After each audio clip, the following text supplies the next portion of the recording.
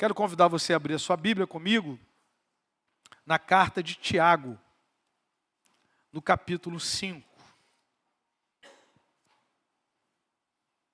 Nós estamos caminhando para o final da exposição dessa carta. Nós tivemos aí algumas interrupções. A última reflexão que tivemos nesse capítulo 5 foi pregada pelo pastor Leonardo. Ele pregou dos versículos de 1 ao 6. Nós vamos ler hoje, então, do versículo 7 ao 11. Semana passada o pastor Paulo Henrique esteve aqui pregando sobre a carta de Paulo a Filemon, mas nós estamos retomando aqui nessa manhã, e em breve, se Jesus não voltar até o final dessa exposição, a gente vai terminar aí a carta de Tiago. Tiago 5, do verso 7 ao verso 11. Assim mesmo, com os irmãos estão, a palavra do Senhor nos diz assim: portanto, irmãos, sejam pacientes até a vinda do Senhor.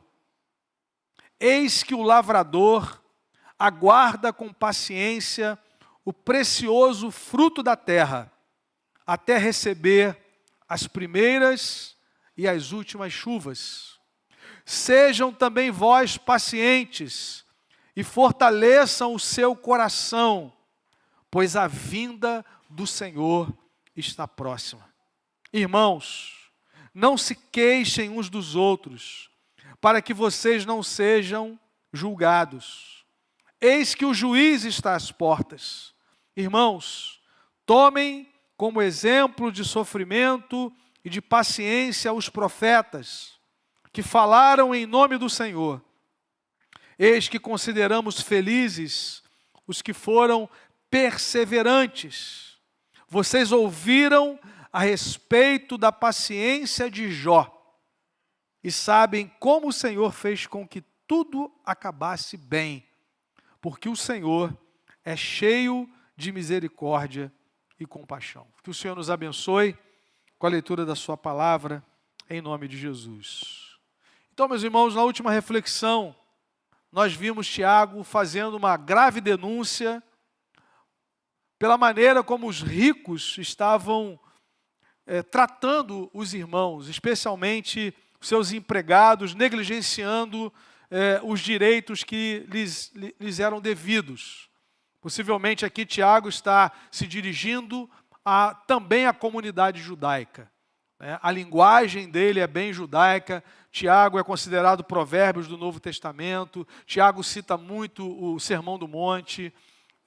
Ele, obviamente, está se dirigindo à comunidade cristã, mas a ideia que se tem é que a comunidade judaica também tinha acesso a essa reflexão. E aqui é uma denúncia direta, e Tiago, para consolar aqueles irmãos, ele disse que o salário dos trabalhadores, verso 4, que fizeram a colheita nos campos daqueles ricos e que foi retido com fraude, está clamando. Interessante essa linguagem bíblica. E o clamor dos que fizeram a colheita chegou aos ouvidos do Senhor dos Exércitos. O Deus que julga a causa justa, O Deus que se volta para o órfão, para a viúva, também para o trabalhador, que era chamado nessa época de jornaleiro. Ele trabalhava por uma jornada, por uma diária. E o que acontecia aqui? Os patrões, os ricos, retinham o salário. Antigamente a pessoa recebia com cheque, Na sexta-feira, 3:30 da tarde, o banco fechado. Ainda cruzava o cheque ainda, miserável, João. E colava atrás, bom para. E aí, meu irmão, esse pessoal começou a orar. Eu fico pensando nesse pessoal que desviou dinheiro do INSS, de viúvas, de homens e mulheres, idosos. Alguns deles, vocês já ouviram o testemunho dessas pessoas, que quando recebem o salário, a primeira coisa que fazem é separar o dízimo, porque eles sabem que pertence ao Senhor. É com essa gente que esse pessoal está se metendo. Eu fico pensando, o clamor desses irmãos amados tem chegado ao ouvido do Senhor dos Exércitos. Sai da frente, meu irmão, porque Ele é o justo juiz. Não vai ficar impune. Nós confiamos no Senhor. É isso que Tiago está dizendo aqui, nesse contexto. O clamor dos ceifeiros chegou aos ouvidos do Senhor dos Exércitos. Os cristãos estavam sendo consolados enquanto estavam sofrendo no mundo de que há um Deus que cuida, que lhes assiste, né? Paulo diz em Romanos 8 que o Espírito Santo nos assiste na nossa fraqueza. Assistir não de ficar olhando, mas de dar assistência, de consolar, de confortar, de agir no meio do caos. E nós confiamos no Senhor. E aí chegamos na passagem de hoje, e Tiago está voltado para o fortalecimento do coração da igreja, enquanto ela estava enfrentando lutas. Os irmãos se lembram lá no primeiro capítulo que ele está escrevendo para cristãos que foram dispersos, que perderam as suas propriedades, tiveram os seus bens espoliados pelo Império Romano. E agora, Tiago está na conclusão da sua carta. Perceba o verso 7, quando ele diz, a primeira palavra é portanto. Significa que ele está caminhando para a conclusão, para o desfecho de tudo aquilo que ele falou desde o capítulo 1 até agora. E ele então está instruindo esses cristãos, e ele apresenta uma dupla perspectiva. A primeira delas, a igreja que sofre no mundo por seu compromisso com Cristo deve olhar para trás e perceber como Deus agiu no passado com os seus servos. Tiago, então, ele vai dar o exemplo dos profetas, o exemplo de Jó, tratando da fidelidade do Senhor com o seu povo, enquanto a história da salvação está se desenrolando nesse mundo perverso. Tiago diz, olhem para trás, vejam a paciência dos profetas, a paciência de Jó, vejam como o Senhor trouxe o desfecho dessas histórias, porque na verdade eles estão incluídos, e nós também, na grande história de redenção. Depois Tiago também apresenta uma perspectiva do futuro. A igreja precisa olhar para frente, que está sofrendo no mundo por seu compromisso com Cristo, e ter o vislumbre da gloriosa vinda do Senhor Jesus. Nós poderíamos resumir essa mensagem nessas duas frases. Paciência, irmãos, o Senhor virá. Amém? Nós estamos nessa mesma perspectiva, porque a vinda do Senhor será a consumação da história da redenção. Essas duas perspectivas servem de fundamento para que a igreja enfrente os sofrimentos no presente com paciência e perseverança, enquanto aguarda a vinda do Senhor. Essa é a grande ideia dessa passagem. A igreja de Jesus deve enfrentar os sofrimentos nesse mundo quebrado com paciência e perseverança, enquanto aguarda a vinda do Senhor. Amém, irmãos? Então, Tiago vai falar sobre paciência e perseverança, são duas virtudes que caminham juntas, e depois ele conclui falando da vinda do Senhor. Meus irmãos, nós vivemos num mundo bem agitado, né? Já há algum tempo a gente ouve isso, né? Talvez há mais de uma década, quando nós começamos a ter acesso a coisas rápidas, né? Antigamente, quando você queria ter uma refeição, você tinha que esperar. Tem o pessoal aqui que pegou a época do fogão a lenha, né? E aí o nome já diz como é que era, né? A ideia já passou na sua mente. Primeiro tem que buscar lenha, né? E depois todo aquele processo. Aí a coisa começou a andar um pouquinho, chegou o fogão a gás, aí depois chegou o micro-ondas. Aí desandou tudo, né? Aí do freezer para o micro-ondas, todo aquele processo, né? E aí a coisa começou a acelerar. Depois a indústria alimentícia avançou um pouco mais, aí veio o fast food, a comida rápida. Você já chega na Gabi, né? Só dá uma olhada para a Jamile, que ela já te conhece, não precisa nem pegar nada, e depois você paga, né? E já vai logo, você já vai direto, né? Então as coisas começaram cada vez mais a serem apressadas. né? Todo o sistema que a gente tinha, você para pagar uma conta antigamente, você tinha que acordar cedo e ir para a fila do banco. Né? Tem gente que tem saudade da fila do banco. Né? Eu percebo no semblante de alguns irmãos, né? Saudade de pagar aquela conta na lotérica, né? 45 pessoas na sua frente. Né? Tinha gente que falava assim, pastor, eu gostava porque eu evangelizava. Né? Tinha gente que era evangelista de porta de lotérica. Né? Hoje não, hoje você quase não vai ao banco mais. Eu já tive o desprazer, eu já fui cliente daquele Banco do Brasil, na Amaral Peixoto. Irmãos, eu já vi quase que um dia fechar eu lá dentro. Né? 10 horas, 11, meio-dia, e você tinha que aguardar para falar com uma pessoa, uma coisa simples, que hoje no aplicativo você resolve. Né? Então, o mundo está muito acelerado agora com inteligência artificial, nem se fala mais. Né? Aliás, tem crente que nem prepara mais o estudo bíblico. Ele fala assim, dá um prompt lá, eu quero uma mensagem sobre paciência na perspectiva reformada, checando as referências, eu quero uma palavra do John Piper, acabou, irmão. O cara pediu ali, vem tudo. Né? Com aplicações, né? com PDF, ou bota PowerPoint para jovem. O Léo viu lá, né, Léo? Aquele dia, a gente, só para dar um exemplo. Né? Tem crente que nem ora mais, agora ele vai lá para o chat GPT e já prepara tudo. Só que aí não tem unção. Né? Falta, né? Falta. E aí, meus irmãos, falar em paciência na nossa cultura hoje é exigir algo que é contracultural. Contracultural. Nós queremos tudo pronto para já, para ontem. Né? Inclusive, quando acabar aqui o culto, você terminar de cear, você vai descer, e eu vou te dar uma notícia, você vai pegar uma fila lá embaixo. Tá bom, meu irmão? Fica tranquilo, eu pego também. O pessoal vem aqui, mas não, vou entrar na fila também, vou pagar também, tá bom? E é bom para a gente que a gente vai sendo treinado, né? A gente vai sendo treinado. Então, você vai entrar numa fila, vai conversando, vai abençoando o seu irmão, em nome do Senhor Jesus. Mas exigir paciência no nosso tempo se tornou algo contracultural. Nós estamos nadando contra a correnteza. Agora, imagine os ouvintes imediatos de Tiago.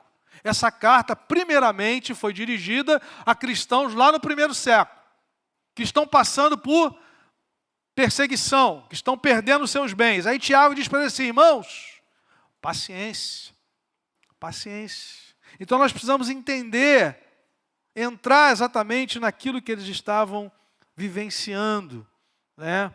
E ao olharmos para essa palavra de Tiago, na perspectiva daqueles nossos irmãos, ter paciência não era algo que eles gostariam de ouvir. Agora, meus irmãos, independente se nós gostamos ou não de termos paciência no meio do sofrimento, nós vamos precisar exercitar isso. Essa é a notícia que decorre da queda.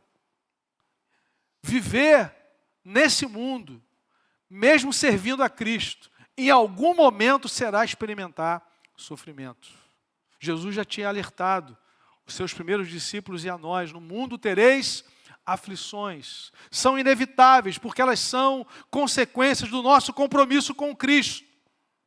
Jesus falou assim, olha, se vocês pertencessem a esse sistema que deixa Deus do lado de fora, que a Bíblia chama de mundo, o mundo amaria o que era de vocês, mas vocês saíram de lá. Eu tirei vocês de lá. Eu trouxe vocês para o meu reino agora. Vocês agora têm valores completamente diferentes. Vocês agora têm ambições completamente diferentes. Então, viver nesse mundo, em algum momento, significa experimentar sofrimento. A realidade do sofrimento é inevitável em nossa caminhada. E nós precisamos aprender com os conselhos da palavra de Deus sobre como nós vamos enfrentar. A grande questão é como nós respondemos ao sofrimento. E aqui nós vemos nessa passagem que a virtude da paciência, ela foi trazida por Tiago, e só nesses versículos aqui aparece algumas vezes a paciência, essa virtude, como uma maneira de respondermos aos sofrimentos. Vejam que ele usou a paciência algumas vezes no texto, versículo 7. Portanto, irmãos, sejam pacientes. Versículo 8. Sejam também vocês pacientes. Versículo 10. Irmãos, Tomem com exemplo de sofrimento e de paciência os profetas. Versículo de número 11.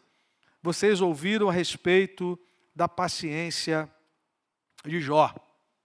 Falando em Jó, irmãos, eu queria recomendar a vocês lá no aplicativo YouVersion. Nós temos ali no aplicativo YouVersion não só a facilidade de termos várias versões da Bíblia, quando você está estudando um texto, fazer a comparação, mas lá também tem alguns planos de leitura. Eu recomendo você fazer um plano de leitura sobre Jó, do pastor Ronaldo Lidório. São 60 dias, né?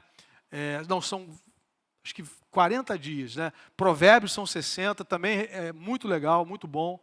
E ele está fazendo uma série agora sobre Jó. O tema é O Meu Redentor Vive, né? Então vale a pena você pensar nisso. Perceba então que Tiago, ele está enfatizando a paciência e ele também acrescenta a palavra perseverança.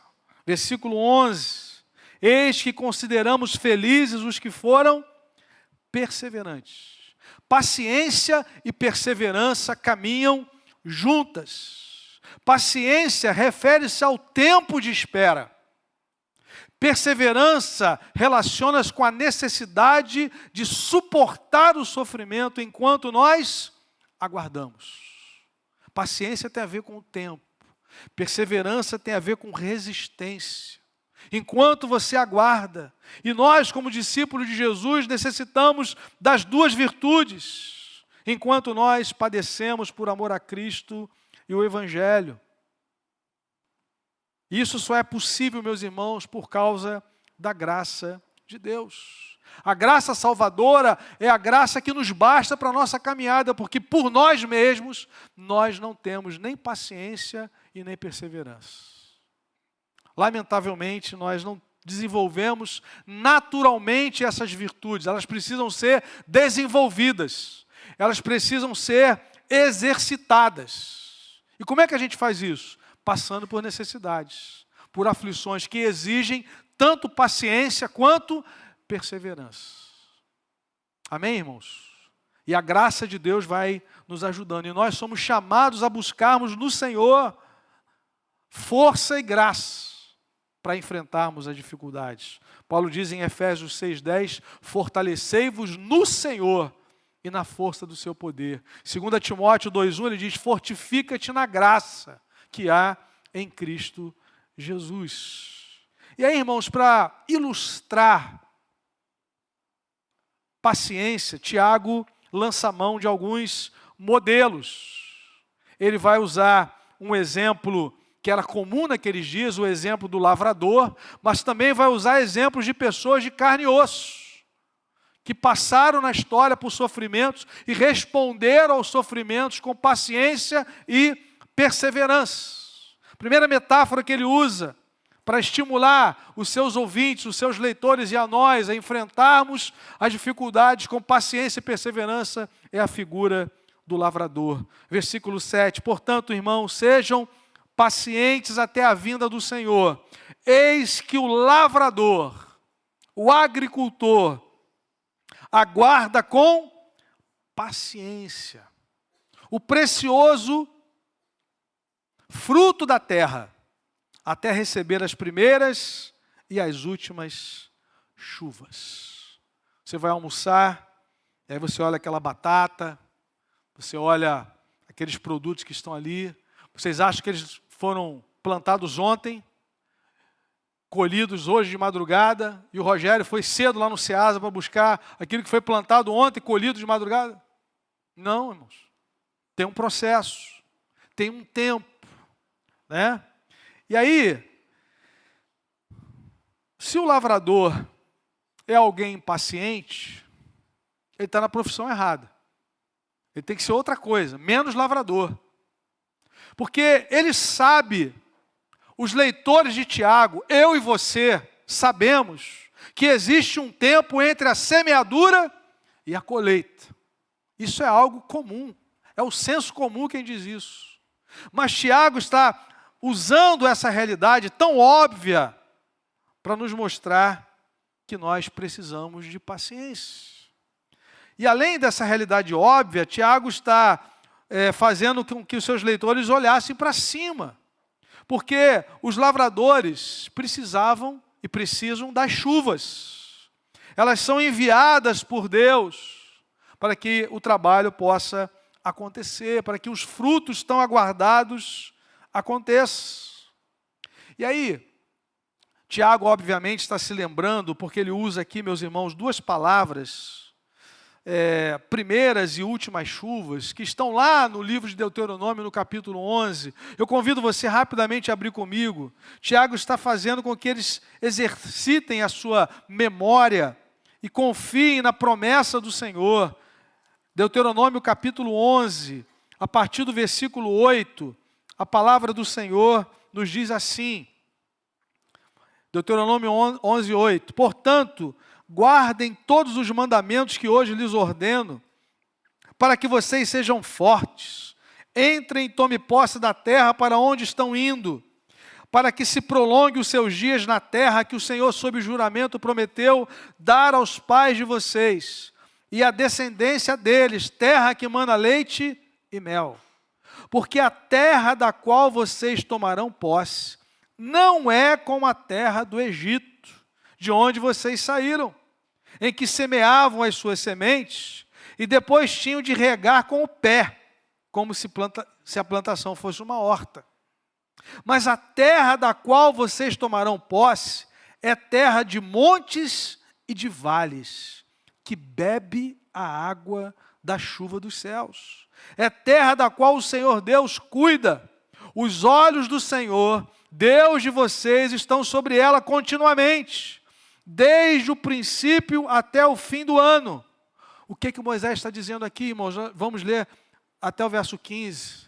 Que o povo de Israel foi chamado a andar com o Senhor e a confiar na sua provisão, a depender de Deus.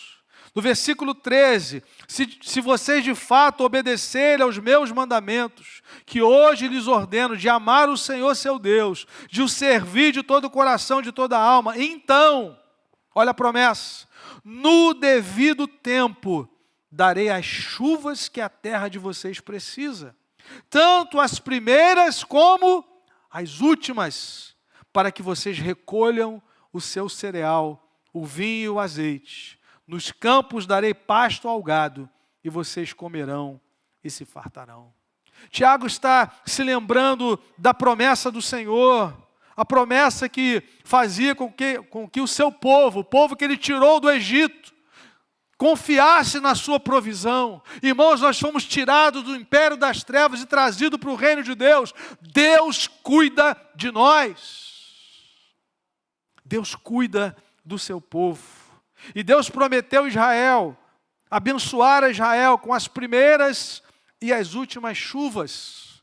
As primeiras chuvas, chamadas de temporã, caíam nos meses de outubro e novembro e serviam para trazer a umidade à terra seca e facilitava no lançamento das sementes. A terra estava seca e as primeiras chuvas, elas amoleciam, facilitavam, favoreciam o lançamento das sementes. Mas Deus também prometeu derramar as últimas chuvas, chamadas de serôdia. Caíam nos meses de abril e maio e serviam para amadurecer as sementes. A lição aqui é que entre a semeadura e a colheita há um processo. E esse processo exige paciência. Mas não somente, irmãos, exige também confiança e dependência do Senhor. Enquanto aguardamos, Deus está fortalecendo o nosso coração. Versículo 8, ele diz isso: sejam também vocês pacientes e fortaleçam o seu coração. Meus irmãos, o nosso Deus é um Deus que nos ensina a caminharmos com Ele, na dependência e na confiança. Olha até onde Ele já trouxe você. Se você parar para pensar na sua história, quantos processos você já vivenciou na sua vida. Alguns mais fáceis de serem aprendidos, outros mais difíceis, mas é a mão de Deus que tem te trazido até aqui. As primeiras e as últimas chuvas na sua vida, na sua família, no seu trabalho, é o cuidado do Senhor, fazendo com que os nossos olhos se voltem para Ele, dependam dele, confiem nele. É isso que Tiago está dizendo. Meus irmãos, sejam pacientes até a vinda do Senhor. Olha para o lavrador. Percebam que eles não podem ser pessoas precipitadas, pessoas inquietas. Eles precisam aprender a esperar, a confiar e a depender do Senhor, e nós também. Diante dos sofrimentos que já estamos passando e daqueles que virão, quanto mais se aproxima a vinda do Senhor, temos que ter paciência, confiança e dependência de Deus. Amém? Tiago avança num segundo exemplo, ele vai falar agora da paciência dos profetas. Ele diz, no versículo de número 10, irmãos, tomem como exemplo de sofrimento e de paciência os profetas, que falaram em nome do Senhor, não qualquer profeta, os profetas de Deus. Os profetas de Deus, de Israel, foram marcados por sua fidelidade ao Senhor e, ao mesmo tempo, por seu sofrimento em decorrência do seu compromisso com Deus. Alguns foram, a maioria rejeitada, alguns torturados. Hebreus 11 diz que alguns foram cerrados pelo meio. A tradição diz que possivelmente está se referindo a Isaías, o profeta. Muitos morreram por amor ao Senhor. E enquanto eles estavam sofrendo, Jeremias, por exemplo, lançado na cisterna, eles desenvolveram paciência, confiança, perseverança no Senhor. Interessante, meus irmãos, que no Novo Testamento nós temos algumas referências importantes sobre essa realidade enfrentada pelos profetas.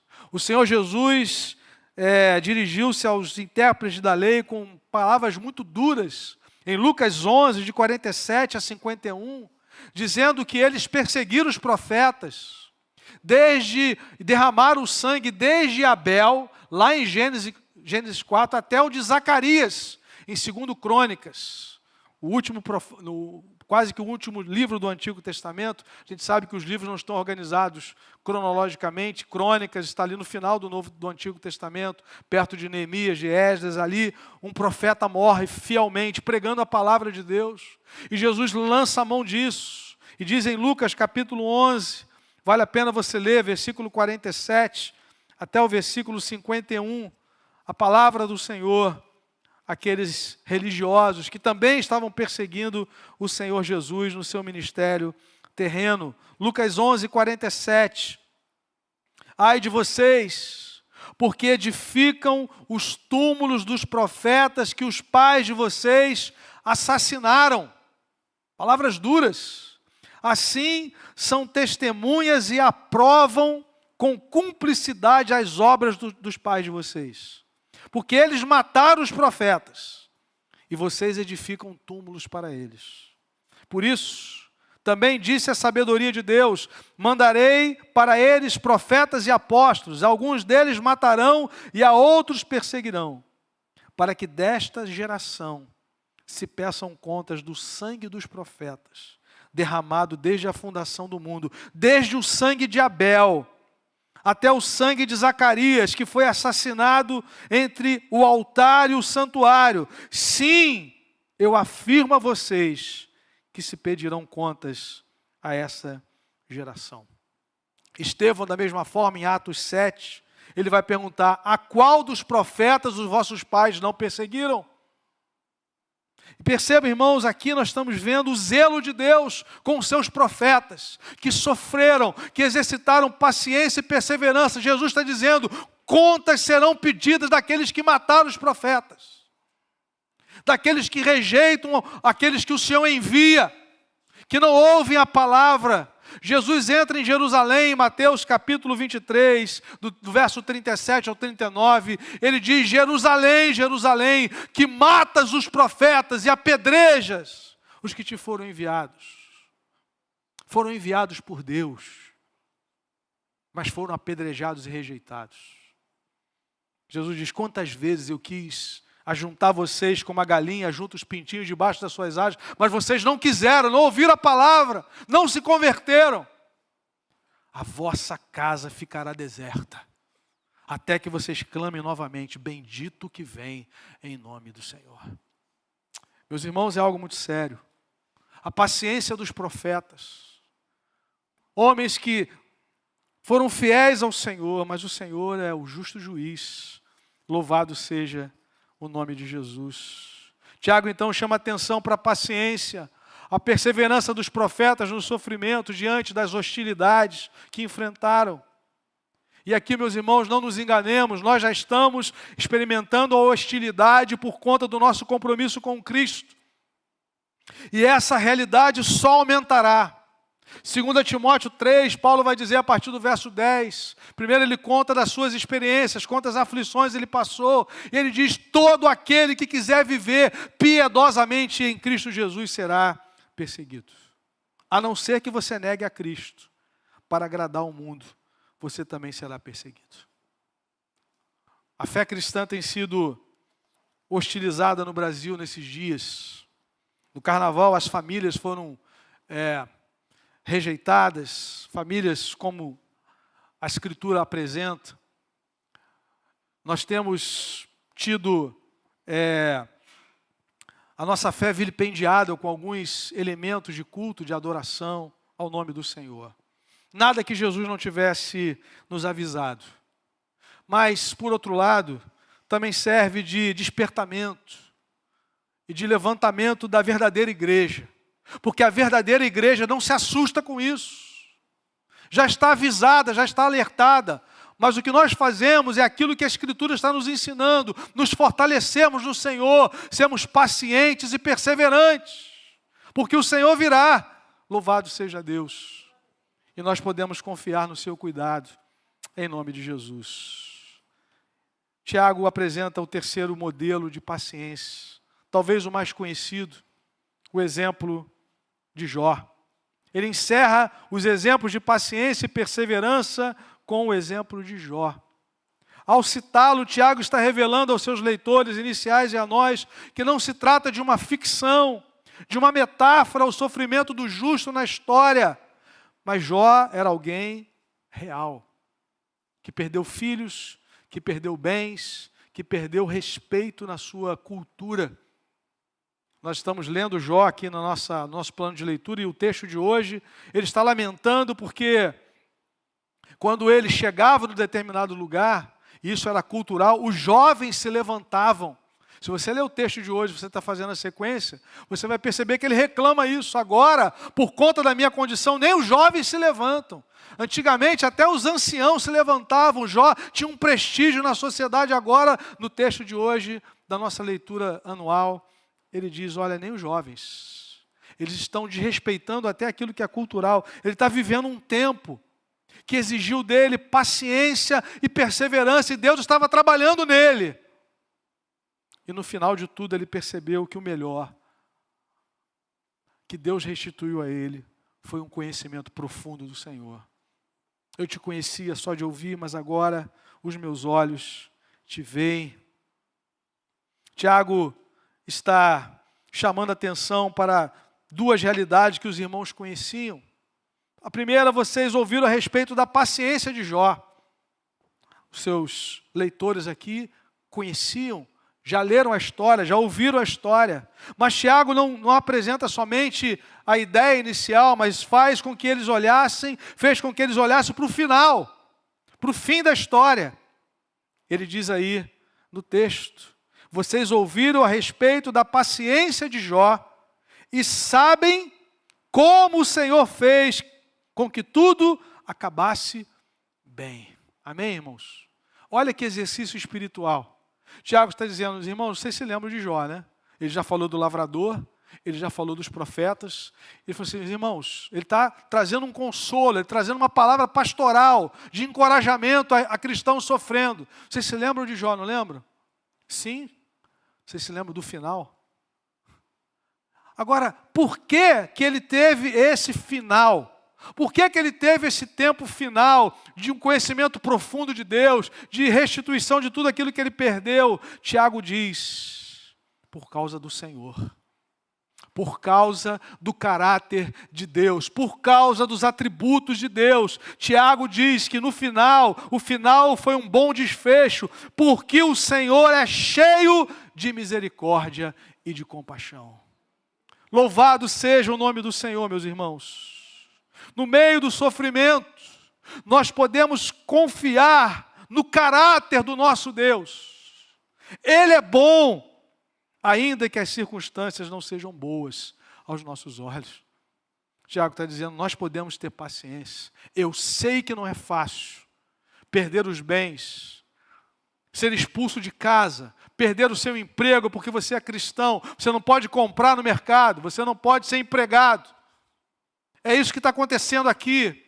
Mas Tiago diz, irmãos, paciência e perseverança, o Senhor é bom, o Senhor vai nos dar um bom desfecho, a nossa vida está nas suas mãos. Ele cuidou dos profetas, Ele cuidou de Jó, Ele vai cuidar de você. Mas aí Tiago apresenta agora, meus irmãos, a maior de todas as realidades, que pode nos encorajar no meio do sofrimento, a vinda do Senhor. A maior de todas, a bendita esperança da igreja. Primeiro ele diz, irmãos, paciência. Agora ele diz, irmãos, o Senhor virá. Aleluia. Tiago 5, versículo 8, a parte B.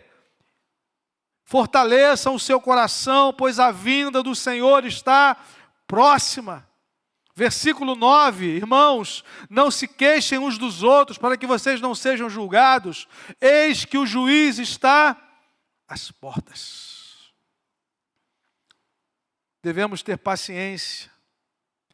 E aí os ouvintes de Tiago, ouvindo Tiago fazer essa afirmação bíblica,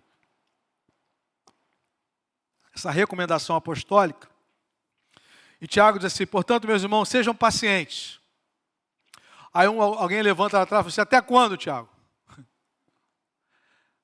Até quando? Aí ele responde, até a vinda do Senhor. Até a vinda do Senhor. Por quê, irmãos? Porque esse mundo que nós vivemos não é o mundo que Deus criou, originalmente. É um mundo afetado pelo pecado. É um mundo de injustiça, é um mundo de maldade, é um mundo de morte. Mas o Senhor virá para restaurar todas as coisas. Criação, queda, redenção e consumação.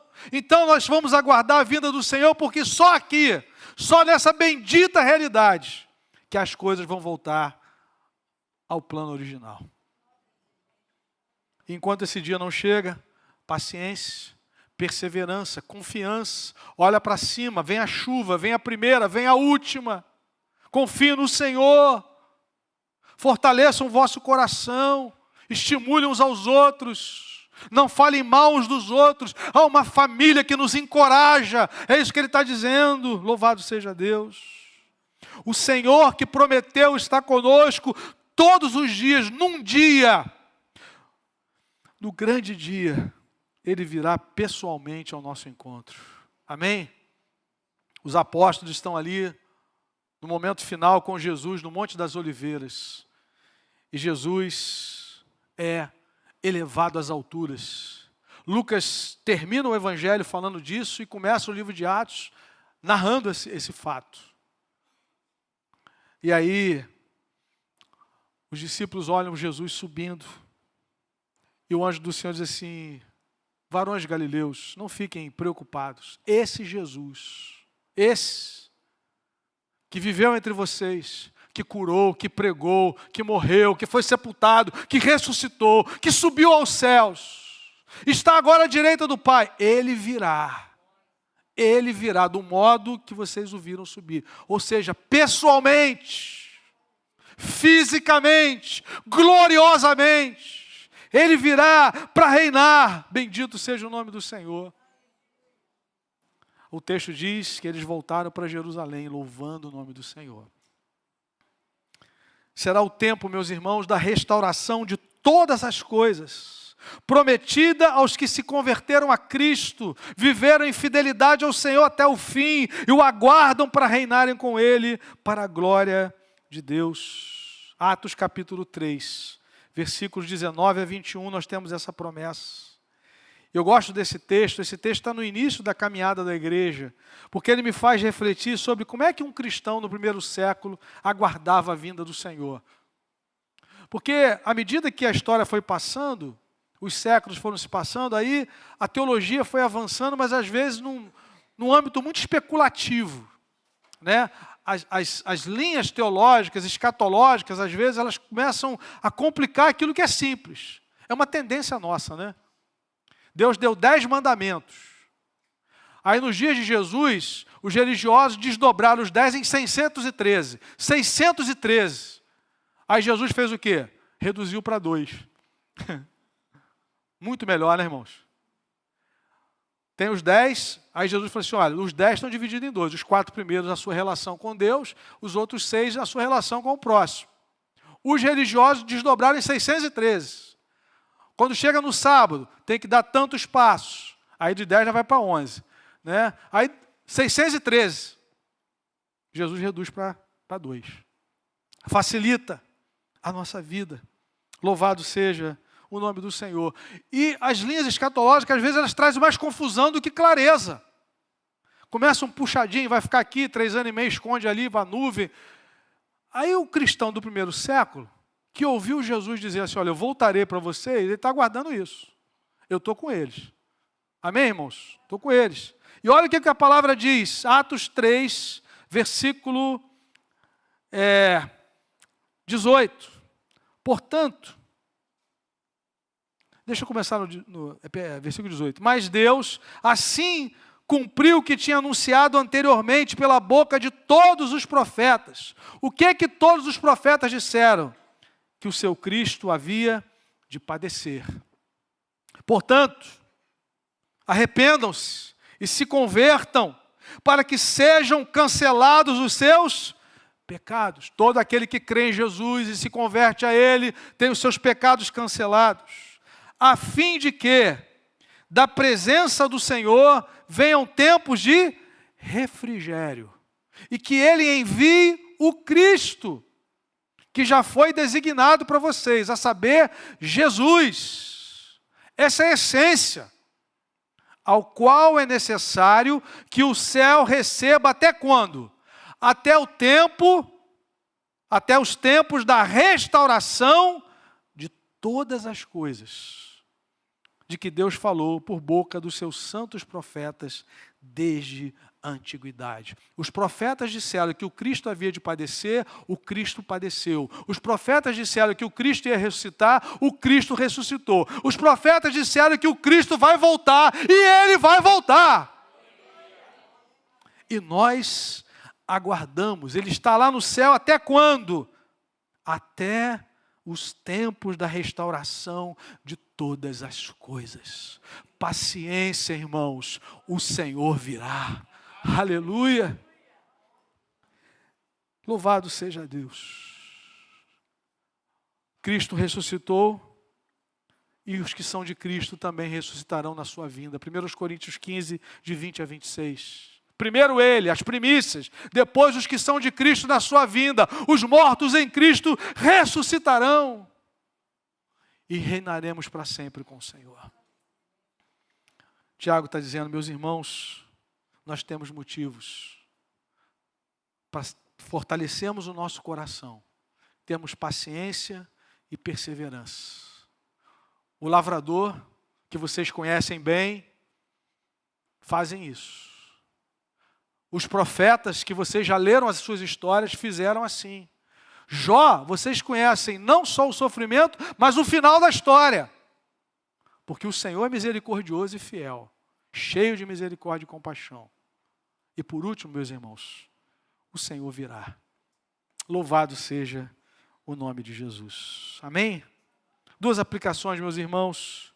Você tem enfrentado as aflições causadas por seu compromisso com Cristo, o Evangelho, com paciência e perseverança. É assim, meus irmãos, que nós precisamos enfrentar essas adversidades. com paciência, que tem a ver com o tempo da aprovação, que nós não sabemos qual é, mas Deus sabe. E no início da carta, Tiago, usado por Deus, diz assim: tende um motivo de alegria o passar por várias provações, porque o Senhor está trabalhando, Ele está gerando perseverança. Veja que paciência e perseverança caminham juntas. Uma tem a ver com o tempo, outra tem a ver com resistência, com resiliência, com confiança, com dependência. Porque qual seria a outra opção? A outra opção é olhar para trás. Mas aí, Jesus falou assim: aquele que põe a mão no arado e olha para trás não é apto para o reino de Deus. Desertar. Jesus falou, Hebreus capítulo 10, o autor diz que nós não somos dos que retrocedem. Nós somos daqueles que avançam, que confiam no Senhor para a preservação da vida. Então o cristão não tem essa opção. Aquele que perseverar até o fim será salvo. É marca de um cristão. Ir até o fim. Um cristão perseguido nos nossos dias, e também na história, eles só pediam ao Senhor: Senhor, dá-nos coragem. Eles não pediam: Senhor, livra a gente do problema. Os amigos de Daniel não podiam encurtar o problema, resolver o problema. Era só se dobrar diante da estátua do Nabucodonosor. Mas eles gostam de dificultar, né? Tem crente que gosta de dificultar a coisa. Por quê? Por causa dos 10 mandamentos. Há um só Deus, digno de adoração. Veja que o desdobramento vem de lá. Então, o rei fala assim: olha, eu vou dar uma opção para vocês, uma possibilidade. Vocês se curvam aí, igual está todo mundo aí, vai dar bom. No final vai dar tudo certo. Ele fala assim: rei, olha só. Se o Deus a quem nós servimos, que nos comprou, que nos resgatou, que nos salvou, quiser nos livrar, Ele vai nos livrar. Se não, fica sabendo que nós não vamos nos curvar. Qual é o resultado disso, irmãos? O quarto homem na fornalha. Aleluia. Quanto mais perseverança e mais paciência, mais a presença de Deus se intensifica na sua vida. Jogam 3 e vem 4. Entram 2 na UF e viram 50, que eles começam a dar testemunho. Não se curvam às ideologias mundanas, malignas. Porque tem a fé em Jesus. Muda o nome dos camaradas, troca o nome deles. Não mudou nada. Sadraque, Mesaque e Abidnego são nomes babilônicos. Belsazar, nome de Daniel. Mudaram o nome, mas não a fé. Mudaram externamente, mas não o que estava dentro deles. A certeza de um Deus presente no meio da angústia, em todo o tempo cuidando de nós. Meu amado, paciência, perseverança. Segunda aplicação: você está aguardando o Senhor para a redenção final? Ou no seu caso, Cristo virá como juiz que confirmará a sua condenação, que é fruto de rejeição a Ele. Não existe um segundo plano de salvação, meus irmãos. Só existe um: o sangue de Jesus. Quando Ele vier, Ele vem buscar os que o receberam para a salvação. Mas Ele virá como juiz, que vai simplesmente permitir que as pessoas sigam o curso na eternidade daquilo que escolheram em vida. Ou seja, rejeitaram o Senhor. A minha oração é que você esteja debaixo da graça de Jesus. Da graça que salva e não da condenação. Para a glória de Deus. A Bíblia diz que Jesus, o sangue de Jesus, nos livra da ira vindoura. Só o sangue de Jesus. Que assim seja na sua vida, para a glória de Deus. Vamos orar, meus irmãos. Coloque a sua vida diante do Senhor. Estamos nos preparando para a mesa. Para nos lembrarmos desse maior ato de amor que a história já testemunhou. Mas talvez você esteja vivendo tempos difíceis. E a palavra de Deus para você nessa manhã é paciência, perseverança. o Senhor virá em breve e você vai reinar com Cristo para a glória de Deus. Curva a sua cabeça, feche seus olhos, coloque a sua vida diante do Senhor. Quais são os desafios que você tem vivido como consequência da sua fé? Como resultado da sua confiança e dependência do Senhor. Algumas decisões e Deus tem visto você tomar por amor a Ele. E Deus vai abençoar a sua vida, meu irmão. Porque você não tem se curvado a contratos marcados com sangue, a propostas que não são de acordo com a vontade de Deus. Persevere, tenha paciência, o Senhor está cuidando de você e da sua família. Em nome de Jesus. Senhor amado, nós te bendizemos nessa manhã. Te louvamos, ó Pai, porque assim como o Senhor cuidou dos profetas, o Senhor cuidou de Jó, o Senhor cuida de nós. Pedimos, ó Pai, que Tu estejas desenvolvendo em nossas vidas a paciência, a perseverança, Senhor, para continuarmos olhando para Jesus, o autor e consumador da nossa fé. Que Teu nome seja glorificado nas nossas vidas, no meio da Tua igreja, no meio do Teu povo, espalhado pela face da terra. Sustenta-nos, Senhor. Sustenta o Teu povo que está vivendo perseguição direta nessa hora. Guarda os nossos irmãos, dá-nos perseverança, coragem, para a glória do Senhor, em nome de Jesus. Amém.